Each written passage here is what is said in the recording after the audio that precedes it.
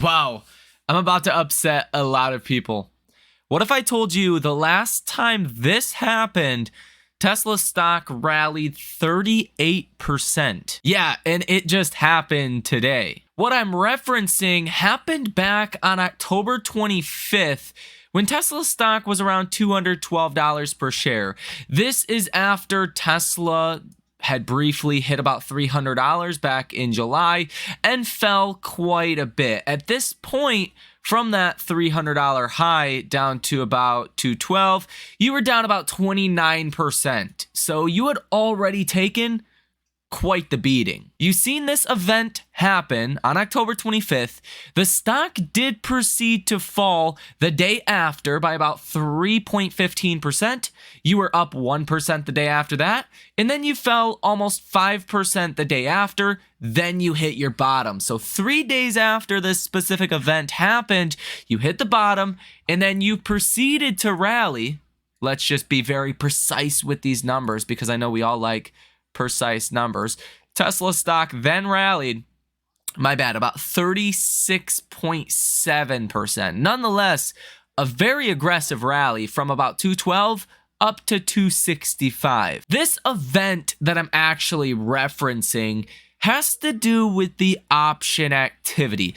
Now, at the time, October 25th, 2023, I made this video. Emergency upload, 4.06 billion in Tesla options. I've never seen this before. So this was the first day that I had seen this much option activity, right? Like $4 or $5 billion. We ended up seeing like $6-7 billion in that 37% rally. You did see option buyers just start piling into the stock after that point. But this was the first day you initially seen that big jump, if you will. The day before this, back on October 25th, so the 24th, you had a positive order value of 70% and $1.06 billion of option activity. So it was a huge jump the next trading day to $4 billion, even though on October 25th, the stock was actually down about 2%, 1.89% or so. So you've seen a big positive day in the options market, 3x what you had seen the prior day. And ultimately, that did lead into a bottom and then a very large rally. Well, it appears as if we just seen that yet again today. And it's very notable today because Tesla stock was down almost 5%. I mean, if you include the move down in after hours, you're down about 0.2%. You were down about 4.8% for the day today. Pretty bad day. But the options market says something totally different, way different.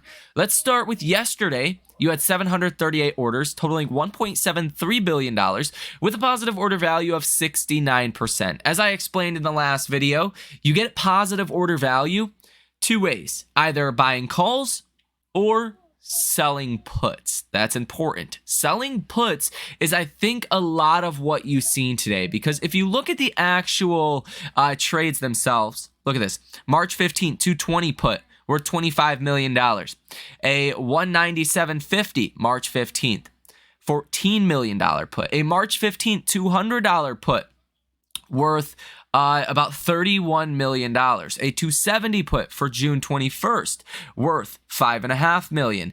A 270 put for June 21st worth $144 million. These are massive trades, massive trades that are literally selling puts. When you sell puts, that puts you in a position to lose a lot of money if you're wrong and the stock continues to fall. Now, unfortunately, I cannot go back to October 25th and actually take a look at some of these trades that we've seen. Maybe we can see a little bit here. It does look like the same kind of activity, right? October 27th, 265 put, a little over $500,000. Another put worth $770,000. Another put worth worth about $1 million. I'm sure there was some large puts here as well. So what happened back on October 25th? It seems like you get to this degree of pessimism, of negativity in the stock, where big money investors, they go out and they start selling a lot of puts. They start selling a lot of puts.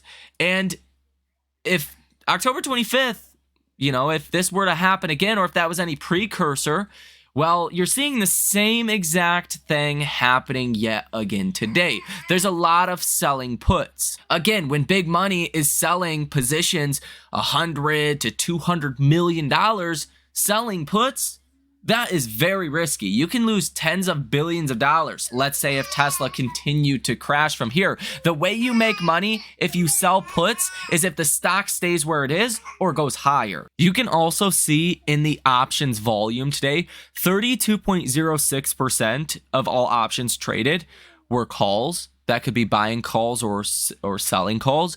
67.94% of the volume today was puts. Some of those could be put buyers, but it looks like, considering the positive order value was 60% and you've seen over 2 times as many puts being bought, you would have to think that a majority of this put volume today was actually individuals, institutions selling puts. Which again, when you see a lot of puts being sold like you are today, that means that whoever's selling those puts expects limited or no downside from here. Now, I want you guys to think about this from the trading perspective as well. Potentially why a lot of puts being sold, like we see today, can lead to a reversal. And think about the market maker's job. The market maker's job is to take the back end of options, whether that is selling puts, buying calls, selling calls, or buying puts outright. Think about why you get a gamma squeeze. Why do you get a gamma squeeze? When a lot of people jump in, they buy options like calls. Specifically, Nvidia is a notable name. A lot of Wall Street has said it's the option buyers that have pushed up Nvidia, forcing the market makers to buy more stock, and then more options are bought, and then market makers have to buy more stock. This is called a gamma squeeze. You can have a reverse gamma squeeze with puts and a gamma squeeze, as you would typically think, with calls. I think a lot of us are familiar with that. For every one call, let's say you have a Tesla $200 call. Tesla gets some good news. For whatever reason, Tesla stock starts to rise. Well, if you have the right to acquire 100 shares at $200, if it's the market maker's job to provide liquidity, that means odds are they are the ones that have to deliver you 100 shares of Tesla at $200 per share. Well, if Tesla stock rallies to $210 per share, your option's in the money. You just made a lot of money. You have the right to the shares at $200 per share. So what does that mean? The market makers have to go out and buy stock before Tesla gets to $200 per share. Market makers, they're not in the markets to lose money. So maybe the market makers buy stock at $199.95. They sell it to you for $200. They make money. They pushed up Tesla stock. That's essentially how a gamma squeeze works. Same to the reverse. If you have a $200 put on Tesla and Tesla stock is getting close to 200 or starts to fall under 200, depending on what the premiums are, market makers, they might have to short stock at $199.95 per share, or $200.10 per share, whatever the magical number is. I think you understand.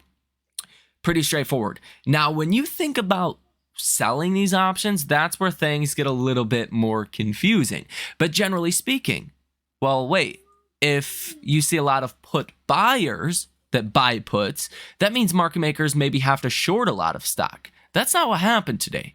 You've seen a lot of put sellers. So if Tesla stock does not fall and actually rises, well, the market makers, they might be able to get rid of a lot of those short positions, because odds are they may have had to take on some short positions today based on these puts that got sold. So if we bottom from here and do start to go higher, that could actually mean quite a bit of buying may take place for market makers. And that's perhaps why the last time we seen this on October 25th, well, Tesla stock ended up rallying about 37%. Now, obviously, I could be wrong here, and I really don't have a specific opinion on this. I don't know if Tesla stock is going to do a similar move to what it did the last time this happened.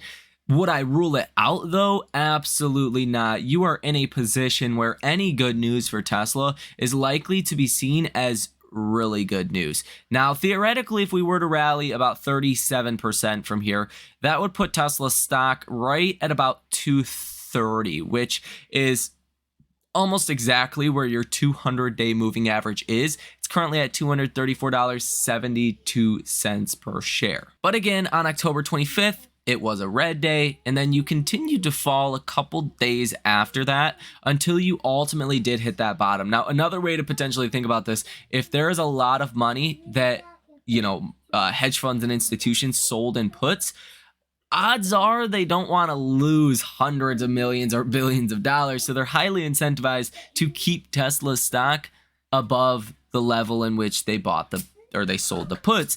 And from what I can tell, I can't see each and every single trade. A lot of these puts that they sold are deep in the money, like the 270 put for June 21st. You got to factor in the premium there, which they paid about $100 a piece, so about $10,000 for each of these contracts, or they collected that. So the break even on this would roughly be about 170. Okay, pretty much where we are right now. So based on that trade alone, I wouldn't expect much downside. Same is true for the September 20th 290 put. It looks like a $76 million trade there, and they spent about $12,000 per contract. So the break even on that would be, again, at about $170 per share. So based on this option activity, it doesn't look like you would expect to see Tesla stock fall too much further from here.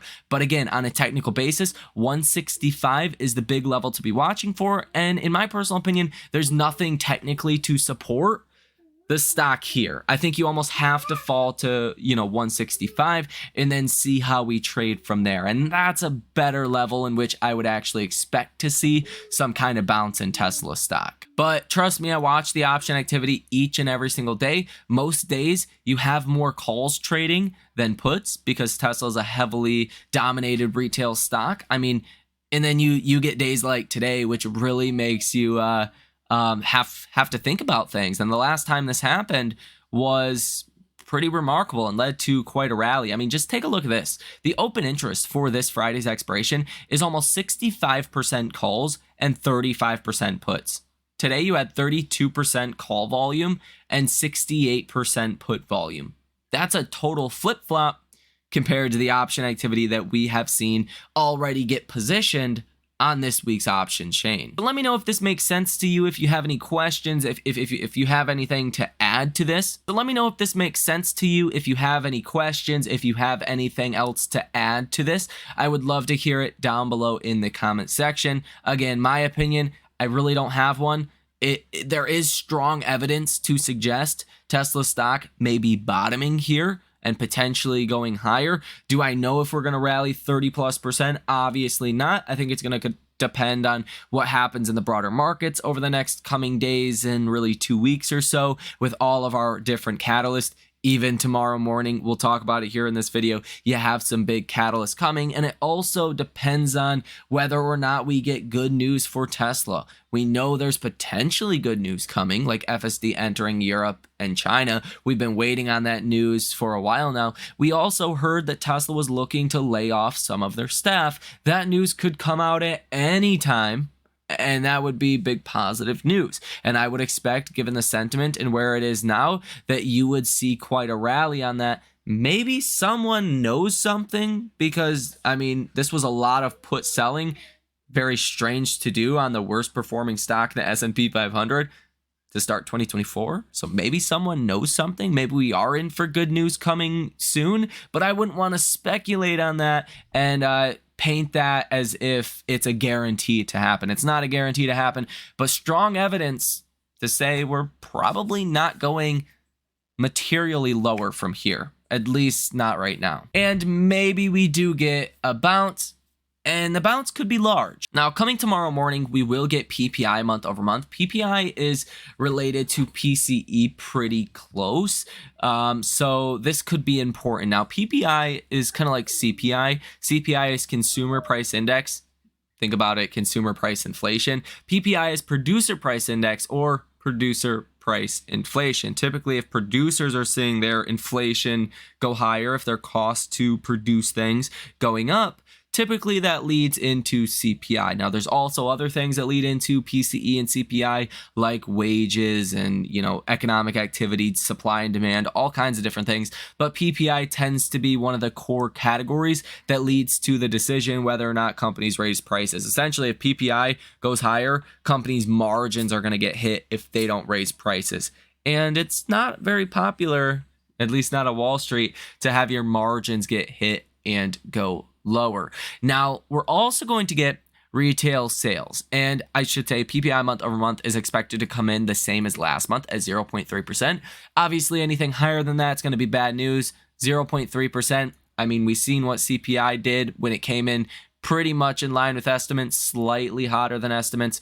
That was seen as good news for the markets. So PPI coming in line with estimates would probably be seen as good news for the markets as well. But a rise there, whether it's sharp or not, probably going to be some bad news because, again, PPI is pretty closely correlated to PCE. Now, retail sales month over month, I actually think this is the biggest catalyst that we want to be watching tomorrow. I think it's equally, if not more important than PPI because, again, 2022 was a rough year. Why was 2022 a rough year? Not because the Fed was raising rates. It was a rough year because everyone thought we were heading into recession. The first 2 quarters of 2022, you had negative GDP growth. You were in a technical recession. People can chalk it up to excess inventories, whatever they tried to justify that as at the time, but you were in a technical recession.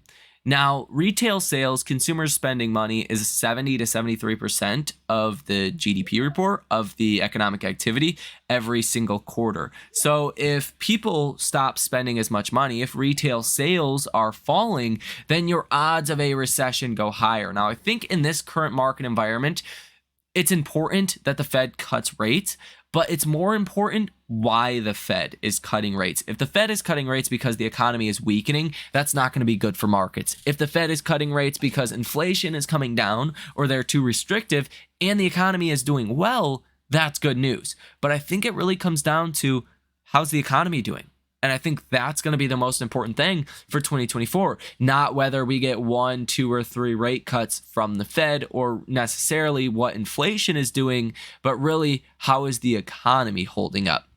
So retail sales last month came in at negative 0.8%, not a great number. Times that by 12 and you're looking at some really bad retail sales. Now, retail sales last month, I mean, that was January. You're coming off of Christmas, you tend to have slower retail sales. And if last month's number was annualized, times that by 12, that would be 9.6% negative retail sales year over year. That's going to be hard. That's going to be hard to even justify your EPS estimates for the S&P 500. That also needs to be taken into consideration. Now, for this month, or February, for technically last month, you're expecting positive 0.8%. So that would net to a 0% change for retail sales in 2024 so far. So I think that's where things get a little bit more important. If you're higher than 0.8%, economy is strong, economy is doing well. Let's say you come in at like 2%, fantastic. I think stocks may not like that initially, but I think we'll realize that's good news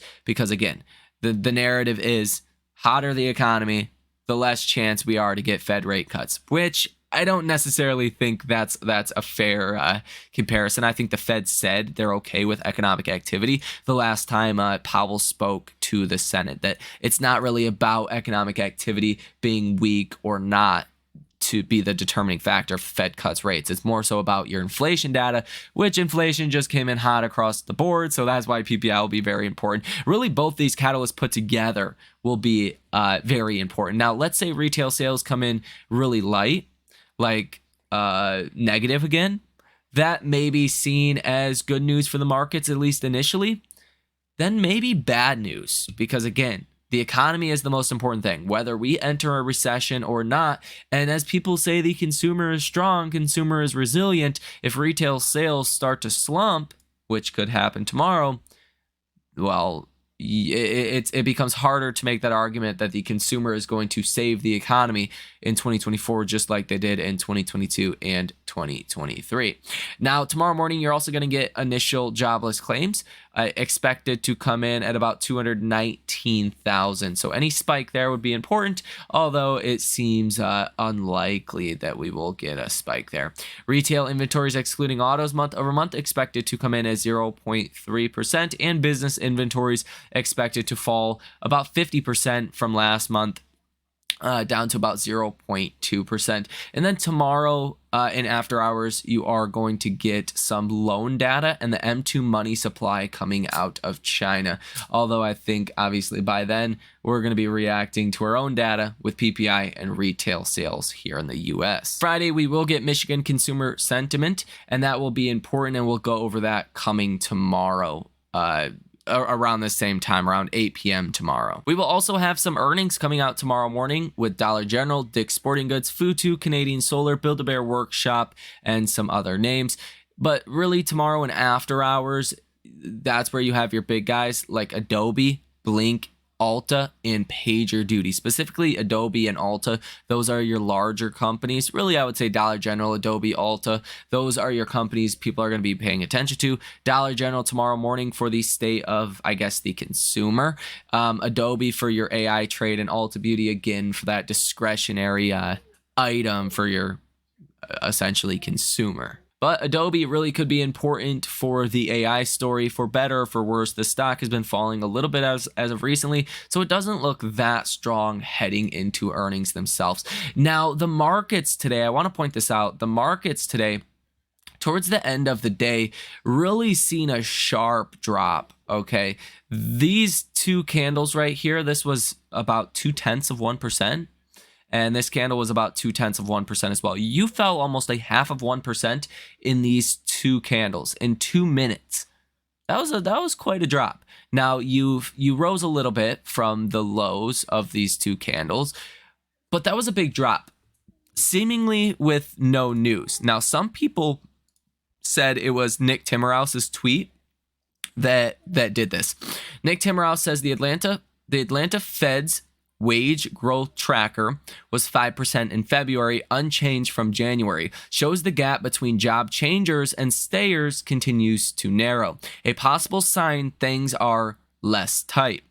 Job changers saw growth of 5.3% versus 5.6% in January. Stayers were 4.7%, which was unchanged. I don't know exactly how this would be, I guess, bad news if the labor market is less tight, right? That's kind of what the Fed wanted. And I don't know if this is the reason why the markets had those two weird candles, that 0.5% sell off or so, but that's what some people were trying to say. I think there's a decent chance that the algorithms just sold off stocks because tomorrow morning's data is going to be important, and maybe the algorithms already know the data is going to come in weak or come in really hot, and maybe they're just trying to get ahead of what the numbers could come in as. Now, Tesla's stock is also down almost 0.5% here in after hours. The reason for this could potentially be Fisker. Fisker says they are preparing for a possible bankruptcy filing and are hiring restructuring advisors. Fisker stock is down about 40% in after hours, and we know these things like to kind of rub off on each other. Let's just look at Fisker. Yeah, down about 42% after hours, 18 cents per share. Holy moly. Let's take a look at Lucid. Lucid's green. That's strange in after hours. Rivian's down about 0.25%. So I don't know if that's really the reason here. But another 0.5% move and lower here in after hours is definitely not looking great. Let me know what you think about this information down below in the comment section. Hit the like button as well as subscribe to the channel if you guys want to come trade with us live in real time. Check out that link down below in the description of this video. As well as that, go ahead and follow the X account as well. Thank you for watching. Enjoy the rest of your day, and I will see you in the next one.